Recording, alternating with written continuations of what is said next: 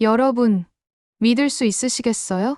저는 한 번의 한국 여행을 통해 제 인생의 가치관이 송두리째 바뀌어 버리는 경험을 했습니다. 그래서 오늘 이 이야기를 여러분께 꼭 전하고 싶어서 이렇게 사연을 제보하게 되었어요. 제 이야기 한번 들어보시겠어요? 저는 폴란드에서 온 마테우시라고 합니다. 얼마 전, 저는 처음으로 한국을 방문하게 되었습니다. 사실 한국에 방문하기 전까지는 한국에 대해 아는 것은 많지 않았어요. 삼성, 현대 같은 기업이 유명하다.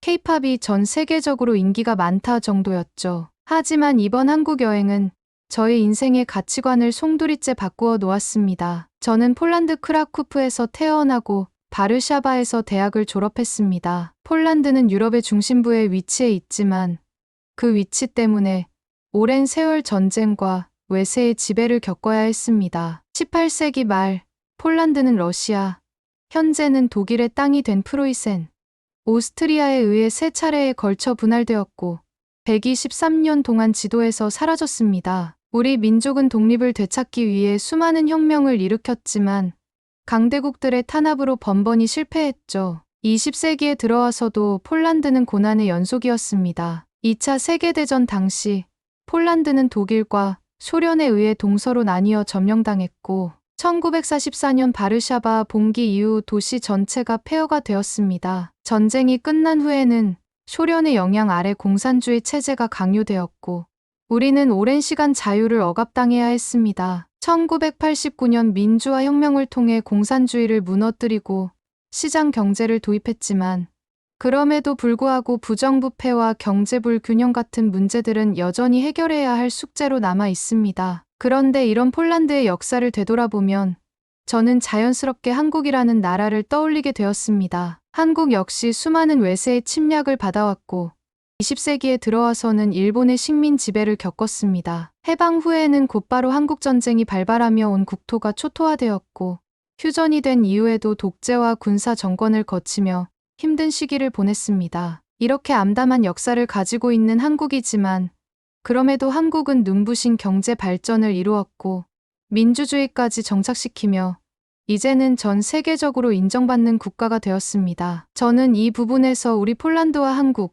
두 나라 모두 전쟁과 억압을 겪었지만 왜 이렇게 다른 길을 걷게 되었을까?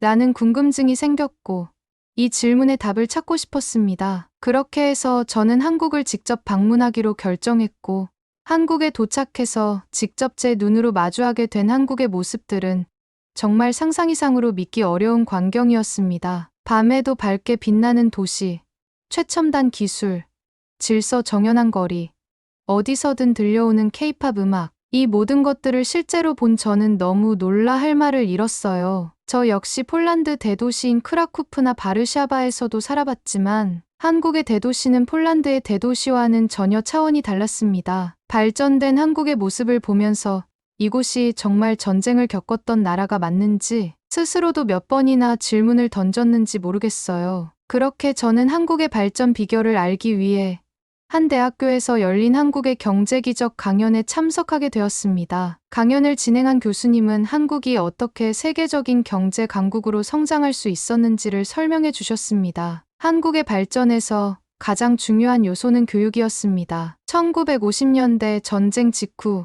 한국은 극심한 빈곤에 시달렸지만 정부와 국민들은 교육을 국가 재건의 최우선 과제로 삼았다고 했습니다. 당시 부모들은 자신이 아무리 가난해도 자녀 교육만큼은 포기하지 않았고 이런 노력 덕분에 한국은 짧은 시간 안에 높은 교육 수준을 갖춘 나라로 성장할 수 있었다고 말이죠. 또한 1960년대부터 시작된 경제 개발 5개년 계획도 중요한 역할을 했습니다. 정부는 수출 중심 산업 정책을 통해 경제 성장을 가속화했고 이 전략은 당시 대부분의 개발도상국들이 내수 경제에 집중했던 것과는 차별화된 선택이었습니다. 한국 기업들의 도전 정신도 인상적이었습니다. 삼성, 현대, LG 같은 기업들은 국내 시장에 안주하지 않고 세계 시장을 목표로 끊임없이 혁신하며 성장했습니다. 그리고 한국 사회 전반에 자리 잡은 빨리빨리 문화 역시 어마무시한 영향을 미쳤다는 사실도 알게 되었습니다. 저는 이 강연을 통해 한국은 변화에 빠르게 적응하는 나라로 행정 시스템부터 기업 운영 방식까지 효율성을 극대화하는 구조를 갖추고 있다는 사실 또한 알 수 있었습니다. 그 중에서도 강연에서 가장 인상적이었던 부분은 한국인들의 높은 시민 의식과 공동체 정신이었습니다. 교수님께서는 경제 성장뿐만 아니라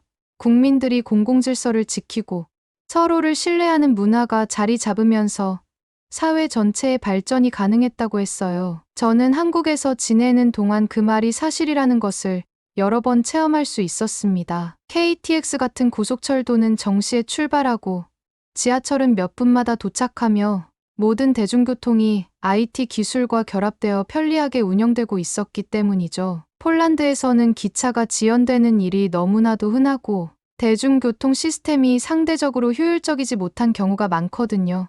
강연을 들은 후 저는 한국이 어떻게 이런 기적을 이뤄냈는지 직접 체험해 보고 싶어졌고, 그래서 서울 곳곳을 다니며 한국의 시스템을 몸소 경험해 보기로 했어요. 그리고 그 과정에서 저는 정말 깜짝 놀랄 만한 광경들을 경험하게 되었습니다. 여행 중 저는 폴란드에 있는 가족에게 돈을 송금해야 할 일이 생겼습니다. 한국에서 외국으로 송금하는 일이 얼마나 복잡할까 걱정을 한가득하며 명동의 한 은행을 방문했어요. 폴란드에서 은행 업무를 볼 때마다 긴 대기 시간과 복잡한 절차 때문에 스트레스를 받았던 기억이 떠올랐죠. 그런데 한국에서는 저로 하여금 완전히 믿을 수 없는 세상이더라고요. 문을 열고 들어가자마자 직원이 다가와 친절하게 안내해 주었고, 대기 번호를 뽑은 지 3분도 채 지나지 않아 제 차례가 되었습니다. 벌써 제 차례가 왔다는 것을 저는 정말 믿기 어려웠어요. 하지만 그것보다 훨씬 더 놀라운 건 직원이 태블릿을 꺼내 몇 번의 터치만으로 송금 절차를 진행했다는 점이었어요. 서류는 안 써도 되는지를 제가 묻자 직원은 웃으며 여권만 있으면 된다고 대답해 주셨습니다. 그 순간 저는 놀란 입을 다물지 못했어요. 폴란드에서는 해외 송금을 하려면 서류를 작성하고 승인 절차를 기다려야 하며 경우에 따라 며칠씩 걸리는 경우도 있습니다. 그런데 한국에서는 단 5분 만에 모든 것이 끝났어요. 은행을 나오며 저는 도대체 한국이라는 나라는 어떻게 이렇게 빨리 효율적으로 발전할 수 있었는지 다시 한번 생각해보게 되었습니다. 그로부터 며칠 후 저는 갑작스러운 감기 기운이 느껴졌습니다. 여행 중이기는 했지만 컨디션이 점점 나빠지는 것을 느꼈기에 병원을 찾기로 했어요. 해외여행 중 병원 방문은 누구에게나 부담스러운 일일 거예요. 폴란드에서는 병원 예약을 잡는 데만 며칠이 걸리고 진료를 받기까지 오랜 시간이 소요됩니다. 그래서 당연하게도 한국에서도 비슷한 경험을 하게 될 거라고 예상했어요. 하지만 그건 저의 큰 오산이었어요. 한국에서 어디 병원을 가야 할지 잘 몰라 무작정 근처 병원을 인터넷으로 검색해 방문했는데 접수부터 진료까지 걸린 시간은 단 15분이었습니다. 저는 소스라치게 놀라면서 의사에게 물었습니다. 예약도 안 했는데 이렇게 빨리 진료를 받을 수 있나요? 라고 말이죠. 의사는 너무나 당연하다는 듯 한국에서는 대부분의 병원이 이런 시스템을 갖추고 있다고 말했어요. 또 한 가지 깜짝 놀랄 만한 점은 바로 진료비였습니다. 감기 진료와 약을 포함해 총 10,000원, 폴란드 화폐 단위로는 약 30주어치 정도가 나왔어요. 저는 순간적으로 귀를 의심했습니다. 폴란드에서는 병원비가 턱없이 비쌀 뿐만 아니라 약을 사는데도 어마어마하게 비용이 추가로 많이 들거든요. 그런데 한국에서는 이 모든 것이 빠르고 무엇보다 비용이 저렴하게 해결되었어요. 병원을 나와 약을 먹으며 저는 또 한 번 깊은 생각에 잠겼습니다. 한국은 단순한 경제 성장만을 이룬 것이 아니라고, 시스템 자체가 다른 것이라고 말이죠. 하지만 제가 가장 충격을 받은 순간은 마지막 날이었어요. 저는 택시를 타고 공항으로 향하던 중이었습니다. 서울 시내를 달리던 중 제가 탄 택시 앞에서 차 한 대가 갑자기 멈춰 섰습니다. 저는 당연히 사고가 난 줄 알았는데 알고 보니 길을 건너려는 보행자를 위해 차량이 멈춘 것이었습니다. 저는 이 부분에서 경악을 금치 못했습니다. 폴란드에서는 횡단보도 앞에서 차가 멈추지 않는 경우가 허다하고 보행자가 운전자의 눈치를 봐야 하는 경우가 너무나 흔합니다. 하지만 한국에서는 운전자들이 당연하다는 듯 보행자를 먼저 배려하고 있었습니다. 그 순간 저는 머리를 한 대 맞은 기분이 이런 것이구나 하고 느꼈습니다. 한국이 발전한 이유는 단순히 경제적인 성장 때문이 아니라 한국인들의 의식 수준, 질서, 배려, 그리고 효율성이 나라 전체를 발전시킨 것이라는 거죠. 저는 그 짧은 택시 이동 중에도 또 한 번 한국에 대해 깊이 감탄하고 놀라는 계기가 되었습니다. 한국에서 보낸 시간 동안 저는 여러 번 놀라고 적잖은 충격을 받았으며 무한한 부러움을 느꼈어요. 하지만 한편으로는 이런 궁금증도 생겼습니다. 이렇게 완벽해 보이는 나라에도 단점이 있을 거야. 그 궁금증은 한국에서의 시간이 얼마 남지 않았을 때 정말 깜짝 놀랄 만한 사건을 통해 답을 얻게 되었습니다. 한국에서 지낸 며칠간 저는 수많은 긍정적인 경험을 했습니다. 하지만 한국을 완벽한 나라라고만 생각하던 저에게 생각지도 못한 뜻밖의 사건이 벌어졌어요. 그 사건은 저에게 한국의 또 다른 면을 알게 해주었고 동시에 깊은 깨달음을 주었습니다. 여행 중 어느 날 저는 인사동에서 기념품을 산 후 명동으로 가서 저녁을 먹기로 했어요. 스마트폰으로 길을 검색해 보니 걸어서 20분 정도 거리였죠. 한국의 깨끗한 거리와 안전한 환경 덕분에 밤에도 걷는 것이 전혀 두렵지 않았습니다. 그런데 길을 가던 중 한순간 저에게 경악을 금치 못하는 일이 벌어졌습니다. 횡단보도에서 신호를 기다리고 있던 저는 길을 확인하기 위해 주머니에서 스마트폰을 꺼내려 했어요. 그런데 뭔가 이상했어요. 주머니 안에 있어야 할 스마트폰이 사라진 것이었습니다. 처음에는 내가 잘못 넣었나 싶어 가방과 주머니를 다시 확인했지만 스마트폰은 어디에도 없었어요. 저는 그제서야 저의 핸드폰이 도둑 맞았다는 사실을 깨달았습니다. 순간 당황한 저는 몸둘 바를 몰랐어요. 분명 한국은 안전한 나라라고 했는데 이런 일이 벌어질 줄이야. 폴란드에서도 소매치기가 심심치 않게 발생하기 때문에 저는 늘 조심하는 편이었어요. 하지만 한국은 안전한 나라라고 믿고 있었기 때문에 경계를 늦추고 있었던 것이죠. 저는 정말 크게 충격을 받았고 한편으로는 한국이라는 나라에 배신감도 들기도 했습니다. 그때 옆에 있던 한 한국인 남성이 저를 보고 무슨 일이 있는지 물어보며 다가왔어요. 저는 당황한 채로 제 휴대폰이 사라졌는데 아마 소매치기를 당한 것 같다고 말했죠.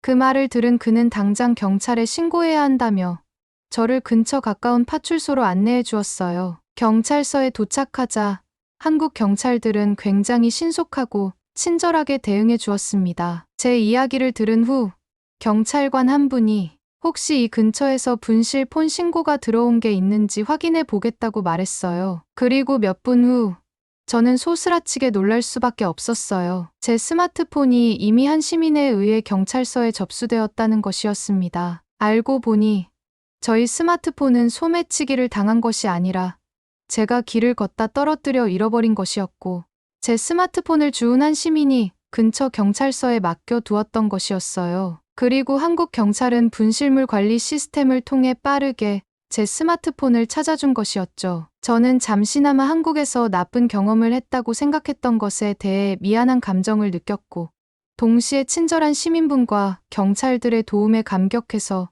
눈물이 날 뻔했습니다. 이 사건을 겪으며 저는 한국이 단순히 발전한 나라가 아니라 시민의식이 높은 나라라는 것을 다시 한번 깨달을 수 있었습니다. 만약 다른 나라였다면 제 스마트폰은 이미 사라지고 없었을지도 몰라요. 하지만 한국에서는 누군가가 제 물건을 주었고 그것을 당연하다는 듯 경찰서에 맡겨두었어요. 그리고 경찰은 마치 자기 일처럼 신속하게 도와주었습니다. 이 경험을 통해 저는 한국이 단순히 기술과 경제력만 뛰어난 나라가 아니라 사람들 간의 신뢰와 책임감이 있는 사회라는 것을 배우게 되었어요. 그리고 한국을 처음 방문한 저는 한국이라는 나라를 단순한 여행지가 아니라 폴란드가 배워야 할 롤모델로 바라보게 되었습니다. 하지만 저는 또 한 가지 원초적인 궁금증이 생겨났습니다. 한국이 이렇게까지 발전할 수 있었던 이유는 무엇일까? 그 답은 한국을 떠나기 전날 한 노인의 이야기를 들으며 찾을 수 있었습니다. 여행의 마지막 날, 저는 남산 전망대에서 서울의 야경을 바라보고 있었습니다. 한국에서 보낸 며칠 동안 저는 수많은 충격과 감탄을 경험했고 그 일들을 곱씹으면서 말이죠. 은행 업무가 단 몇 분 만에 끝나고 병원에서는 예약 없이도 신속하게 진료를 받을 수 있으며 분실한 스마트폰조차 시민들의 도움으로 빠르게 되찾을 수 있는 나라. 도대체 어떻게 이런 나라가 존재할 수 있는 걸까요? 저는 폴란드에서도 크라쿠프나 바르샤바 같은 대도시에 살아봤고, 다른 선진국들을 많이 여행해봤지만, 한국은 차원이 달랐습니다. 그때, 옆 벤치에 앉아있던 한 노인이 저를 바라보며, 어디서 왔느냐고 말을 걸어왔습니다. 저는 폴란드에서 왔다고 소개했고, 제가 경험하고 느낀 대로 한국이 정말 대단한 나라라고 느꼈다고 이야기했어요. 그러자 노인은 잔잔한 미소를 띄우며 본인이 어릴 때만 해도 이 나라가 이렇게 될 거라고는 아무도 예상하지 못했다고 말했어요. 그분은 한국전쟁을 직접 겪었던 세대였습니다. 전쟁이 끝난 후 한국은 세계에서 가장 가난한 나라 중 하나였고, 국민들은 먹을 것이 없어 굶주려야 했죠. 하지만 한국인들은 희망을 버리지 않았고, 교육과 근면함을 바탕으로 다시 일어섰다고 했습니다. 전쟁을 겪은 한국인들은 선택의 여지가 없었고, 더 나아지지 않으면 살아남을 수 없었을 거라며 저에게 이야기를 해주었어요. 그분은 당시 한국 사람들은 새벽부터 밤까지 일했고, 부모들은 자식에게 더 나은 미래를 물려주기 위해 필사적으로 교육을 시켰다고 말했습니다. 지금 젊은이들은 당연하게 여길지 모르지만, 본인 세대는 모든 것을 아무것도 없던 땅에서 직접 만들었다고 말이죠. 그 말을 듣는 순간, 저는 한국이 어떻게 이렇게 강한 나라가 되었는지 완전히 이해할 수 있었습니다. 노인과의 대화 이후, 저는 남산에서 바라본 서울의 야경을 보며 스스로에게 질문을 던졌습니다. 우리 폴란드도 한국처럼 될 수 있을까? 한국은 단순히 돈이 많아서 혹은 자연스럽게 발전한 나라가 아니었습니다. 그 배경에는 국민들의 노력, 희생, 그리고 강한 의지가 있었습니다. 저는 문득 이런 생각이 들었어요. 폴란드 역시 오랜 역경을 겪었고, 우리 역시 여전히 발전하고 있는 나라입니다. 하지만 한국의 사례를 보며 우리는 아직 배워야 할 것이 많다는 것을 깨달았습니다. 단순히 경제 발전을 꿈꾸는 것이 아니라 국민들의 의식과 노력, 공동체 정신이 함께 성장해야 한다는 것을 말이죠. 고향으로 돌아가는 길, 저는 다시 한번 다짐했습니다. 폴란드에 돌아가서 이 경험을 많은 사람들에게 전해야겠다고. 한국이 걸어온 길을 우리도 참고한다면 언젠가 폴란드도 전 세계가 놀라는 나라가 될 수 있지 않을까요? 저에게 이번 한국 여행은 단순한 관광이 아니었습니다. 저는 한국에서, 그리고 한국인들에게서 중요한 교훈을 얻었습니다. 그리고 언젠가 다시 한국을 찾아 이 나라가 또 얼마나 커다란 변화를 했을지 직접 보고 싶습니다. 고마워요, 한국. 한국에서 많은 것을 배웠습니다. 이것이 바로 제가 한국에서 경험한 이야기입니다. 그리고 저는 제가 한국에서 보고 듣고 경험한 모든 것들이 폴란드에도 큰 교훈이 될 수 있다고 생각해요. 여러분, 오늘 이야기 재미있으셨나요? 그렇다면 좋아요와 구독 잊지 마시고요. 앞으로도 더욱 흥미로운 이야기들을 가지고 찾아오겠습니다. 감사합니다.